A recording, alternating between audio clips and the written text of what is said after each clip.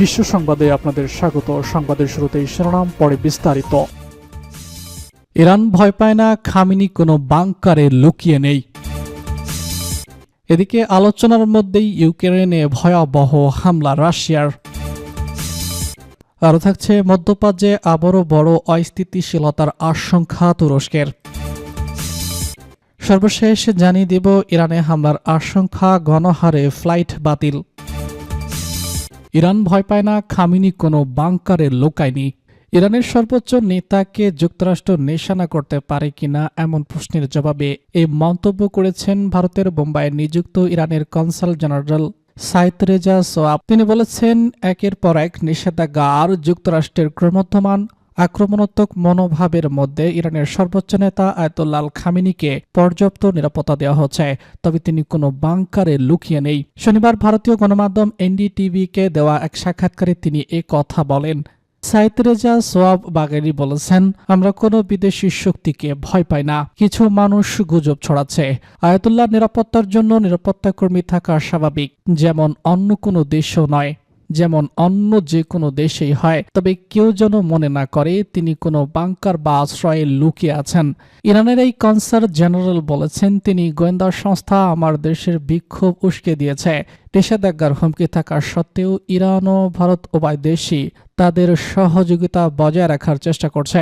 ইরানি এই কূটনীতিক বলেছেন, ইরান অভ্যন্তরীণ সংকটে রয়েছে, এমন একটি মিত্র তুলে ধরার চেষ্টা করা হয়েছে। আমি বলতে চাই, একটি নির্দিষ্ট মোড় ঘোরানোর তারিখ, যেটি আমার বিশ্বাস বৃহস্পতিবার বা শুক্রবার পর্যন্ত নিরাপত্তা বাহিনী বিক্ষোভকারীদের প্রতি নমনীয়তা ও আত্মসংযম দেখিয়েছে। তিনি বলেন, বৃহস্পতিবার ও শুক্রবার থেকে যখন ইরানের বাইরে থাকা তাদের প্রভু ও নিয়ন্ত্রকদের কাছ থেকে সন্ত্রাসী গোষ্ঠীগুলো নির্দেশনা পেতে শুরু করে, তখন তারা ষড়যন্ত্র ও চক্রান্তে লিপ্ত হয় এবং বড় ও ছোট আকারের বিভিন্ন স্থানে নাশকতা চালায়। এর ফলে আমাদের কিছু নাগরিকদের মাঝে ভীতির সঞ্চয় ও তাদের সম্পত্তির ক্ষয়ক্ষতি হয়। পাশাপাশি সরকারি সম্পত্তিও ধ্বংস করা হয়েছে। দুর্ভাগ্যজনকভাবে এই সহিংসতায় মোট ৩,১১৭ জন নিহত হয়েছেন। এর মধ্যে ২,৪২৭ জন বেসামরিক নাগরিক ও নিরাপত্তা বাহিনীর সদস্য এবং ৬৯০ জন সন্ত্রাসী রয়েছেন। আলোচনার মধ্যে ইউক্রেনে ভয়াবহ হামলা রাশিয়ার। সংযুক্ত আরব আমিরাতে যখন যুদ্ধ অবসানের লক্ষ্যে ইউক্রেন, রাশিয়া ও যুক্তরাষ্ট্রের মধ্যে উচ্চ পর্যায়ে দ্বিপক্ষীয় আলোচনা চলছে, ঠিক তখনই ইউক্রেনের দুই বৃহত্তম শহর কিয়েভ ও খার্কিভে ভয়াবহ হামলা চালিয়েছে রুশ বাহিনী। শনিবার ভোরে চালানো এই হামলায় ১ জন নিহত হয়েছেন এবং আহত হয়েছেন অন্তত ১৫ জন। কিয়েভের মেয়র ভিতালি ক্লিচকো জানিয়েছেন, রাজধানীতে চালানো এই হামলায় ১ জন নিহত এবং ৪ জন আহত হয়েছেন। রুশ ড্রোন ও ক্ষেপণাস্ত্রের আঘাতে দিমিপ্র নদীর দুই তীরের বেশ কিছু এলাকায় অগ্নিকাণ্ড ঘটে। এর ফলে শহরের এক অংশে পানি ও তাপ সরবরাহ ব্যবস্থা বিচ্ছিন্ন হয়ে পড়েছে। কিয়েভ সামরিক প্রশাসন জানিয়েছে, হামলায় একটি চিকিৎসা কেন্দ্র সহ বেশ কিছু বেসামরিক স্থাপনা ক্ষতিগ্রস্ত হয়েছে। নতুন করে এরপর একটি কিয়েভ দ্বিতীয় বড় ধরনের হামলা চালায়, যা এখন সময় ঘটলে তখন তীব্র শীতে -13 ডিগ্রি সেলসিয়াস তাপমাত্রায় পৌঁছায় শহরটি। একই সময় রাশিয়ার সীমান্ত সংলগ্ন দ্বিতীয় বৃহত্তম শহর খার্কিভেও ব্যাপক ড্রোন হামলা চালানো হয়। খার্কিভের মেয়র ইয়োর কিলাভ জানিয়েছেন, যেখানে প্রায় ২.৫ ঘন্টা ধরে চালানো হামলায় বাস্তুচ্যুতিদের একটি আবাসিক ভবন, একটি হাসপাতাল, একটি মাতৃসনদ ক্ষতিগ্রস্ত হয়েছে। এ হামলায় শহরটিতে অন্তত ১১ জন আহত হয়েছেন। বিশ্লেষকরা বলছেন, আবুধাবিতে যখন শান্তি আলোচনার প্রথম দিন শেষ হয়েছে, ঠিক সেই মুহূর্তে এই হামলা রাশিয়ার কঠোর অবস্থানেরই বহিঃপ্রকাশ। শান্তি আলোচনার টেবিলে বসা সত্ত্বেও রুশ বাহিনী ইউক্রেনের জ্বালানি অবকাঠামো বেসামরিক লক্ষ্যবস্তুতে টার্গেট অব্যাহত রেখেছে। ইউক্রেনের বিমান বাহিনী জানিয়েছে, তারা বেশ কিছু রুশ ড্রোন ও ক্ষেপণাস্ত্র ভূপাতিত করতে সক্ষম হলেও ধ্বংস অবশেষের কারণে অনেক ভবন ও নাগরিক পরিষেবার ক্ষতি হয়েছে। মধ্যপ্রাচ্যে আবারও বড় অস্থিরতার আশঙ্কা তুরস্কের। মধ্যপ্রাচ্যে আবারও বড় অস্থিরতার আশঙ্কা করেছেন তুরস্কের পররাষ্ট্রমন্ত্রী কাহান ফিদান। তিনি বলেন, ইসরায়েল ইরানে হামলার জন্য একটি সুযোগ হচ্ছে। এটি মধ্যপ্রাচ্যে আবারও বড় ধরনের অস্থিরতা তৈরি করতে পারে।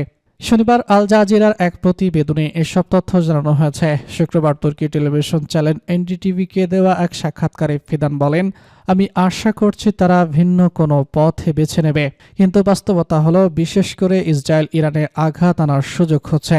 যুক্তরাষ্ট্র ইসরায়েল উভয় ক্ষেত্রেই এটি প্রযোজ্য জানতে চাইলে ফিদান বলেন, ইসরায়েলই মূলত এমন সুযোগের সন্ধানে রয়েছে। সাম্প্রতিক ইরান সফরে সরাসরি তেহরানের কর্মকাণ্ডের সঙ্গে এ বিষয়ে কথা বলেছেন বলেও জানান তিনি। ফিদান বলেন, আমি সাম্প্রতিক তেহরানে গিয়ে একজন বন্ধুর মতো পুরো পরিস্থিতি তাদের জানিয়েছি, আর বন্ধু কখনো কখনো তিক্ত সত্য বলে। এর আগে বৃহস্পতিবার তুরস্কের প্রেসিডেন্ট রিসেপ তাইয়েপ এরদোগান ইরানের প্রেসিডেন্ট মাসুদ পেজেশকিয়ানের সঙ্গে টেলিফোনে কথা বলেন।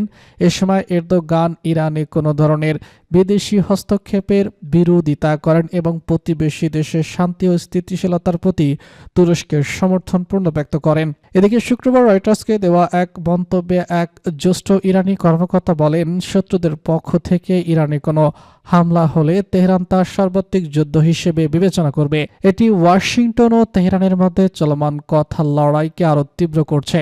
বৃহস্পতিবার যুক্তরাষ্ট্রের প্রেসিডেন্ট ডোনাল্ড ট্রাম্প জানান, তিনি ইরানকে লক্ষ্য করে উপসাগরীয় অঞ্চলে একটি নৌবহর পৌঁছেছেন। আগের সপ্তাহে তুলনামূলক শান্ত মন্তব্য করার পর আবারও তেহরানের বিরুদ্ধে কড়া মন্তব্য দেন তিনি। ইরানি এই কর্মকর্তা বলেছেন, যুক্তরাষ্ট্র যদি ইরানের সার্বভৌমত্ব ভূখণ্ডের অখণ্ডতা লঙ্ঘন করে, আমরা জবাব দেব। তিনি আর বলেন, এই সামরিক সমাবেশ যদি প্রকৃত সংঘাতের উদ্দেশ্যে না হয়, আমাদের সেনাবাহিনী সবচেয়ে খারাপ পরিস্থিতির জন্য প্রস্তুত, তাই পুরো দেশ জুড়ে সর্বোচ্চ সতর্ক বার্তা জারি রয়েছে। এবার ইরানে হামলার আশঙ্কা, গণহারে ফ্লাইট বাতিল। যুক্তরাষ্ট্র ইরানের মধ্যে সম্ভাব্য সামরিক সংঘাতের আশঙ্কায় গণহারে ফ্লাইট বাতিল করা হয়েছে। শীর্ষক আন্তর্জাতিক এয়ারলাইন্সগুলো মধ্যপ্রাচ্যগামী ও মধ্যপ্রাচ্যের উপর দিয়ে চলাচলকারী এসব ফ্লাইট বাতিল করা হয়েছে। এসব সংস্থার মধ্যে অন্যতম হল নেদারল্যান্ডসের KLM, জার্মানির লুফথানসা এবং ফ্রান্সের এয়ারফোর্স। শনিবার ভারতীয় গণমাধ্যম এনডিটিভির এক প্রতিবেদনে এসব তথ্য জানানো হয়েছে। প্রতিবেদনে বলা হয়েছে, ফ্লাইট বাতিলের ফলে ইসরায়েল, দুবাই ও সৌদি আরবের রাজধানী রিয়াদ সহ গুরুত্বপূর্ণ স্থাপনাগুলোতে বিমান চলাচল স্বাভাবিকভাবে ব্যাহত হচ্ছে। ভূরাজনৈতিক পরিস্থিতির কথা উল্লেখ করে এয়ার ফ্রান্স জানিয়েছে, তারা সামরিকভাবে দুবাইগামী ফ্লাইট বন্ধ রাখবে। অন্যদিকে KLM জানায়, তারা ইরান, ইরাক ও উপসাগরীয় অঞ্চলের আকাশসীমা ব্যবহারকারী কোনো গন্তব্যে ফ্লাইট পরিচালনা করবে না। এদিকে মার্কিন প্রেসিডেন্ট ডোনাল্ড ট্রাম্প সম্প্রতি জানিয়েছেন, যুক্তরাষ্ট্রের একটি নৌবহর ইরানের দিকে অগ্রসর হচ্ছে, যদিও তিনি বলেন এটি কেবল সতর্কমূলক ব্যবস্থা। ট্রাম্প বলেন, আমরা অনেক জাহাজ এই দিকে পাঠাচ্ছি, যদি প্রয়োজন হয় আমাদের একটি বড় বাহিনী ইরানের দিকে যাচ্ছে, তবে হয়তো সেটি ব্যবহার করতেই হবে না। হোয়াইট হাউস জানিয়েছে, ইরানে বিক্ষোভকারীদের মৃত্যুদণ্ড কার্যকর প্রতিক্রিয়া সামরিকভাবে স্থগিত করা হয়েছে, তবে এরপরও যুক্তরাষ্ট্রের সামরিক প্রস্তুতিতে যে কোনো শিথিলতা দেখা যাচ্ছে না। মার্কিন নৌবহরের অংশ হিসেবে USS আব্রাহাম লিঙ্কন বিমানবাহী রণতরী এবং একাধিক গাইডেড মিসাইল স্কোয়াড্রন শীঘ্রই আরব সাগর বা পারস্য উপসাগর অঞ্চলে পৌঁছে দিতে পারে বলে ধারণা করা হচ্ছে। প্রতিবেদনে বলা হয়েছে, এয়ার ফ্রান্স ও তার সহযোগী সংস্থাগুলো তেল আবিব সহ উপসাগরীয় অঞ্চলের গুরুত্বপূর্ণ হাবগুলোতে ফ্লাইট বাতিল করেছে।